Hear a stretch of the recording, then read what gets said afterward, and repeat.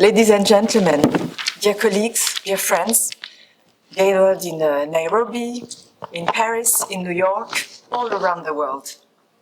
Abarigani.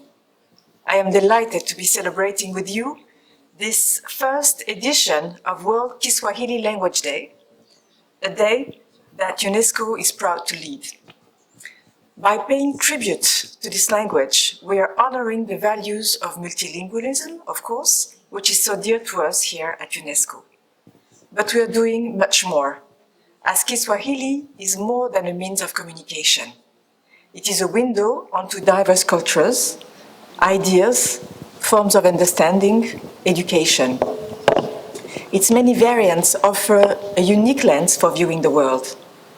And the evolution of this language tells a story of centuries of exchanges.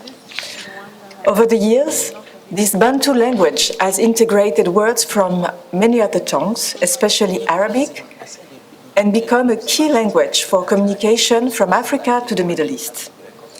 And these exchanges have not only enriched Kiswahili vocabulary, but also its imagery.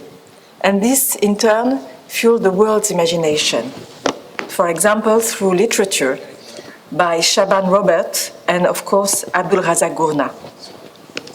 And with 200 million speakers, Kiswahili is one of the world's 10 most widely spoken languages, creating common ground between people and between countries every day.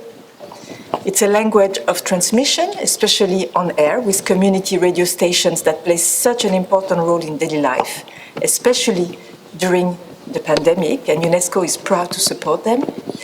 It's also a language, of course, of education, and it's very important to us here at UNESCO, where we believe all children should be able to learn in the language they understand best.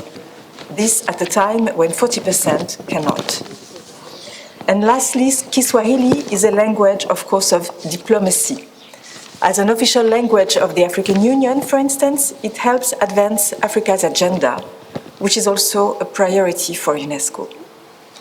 Through the cultural wealth it represents, the ideals it conveys, the bridges it builds, the education it provides, the unity it fosters, Kiswahili contributes to peace and to UNESCO's mandate of supporting peace.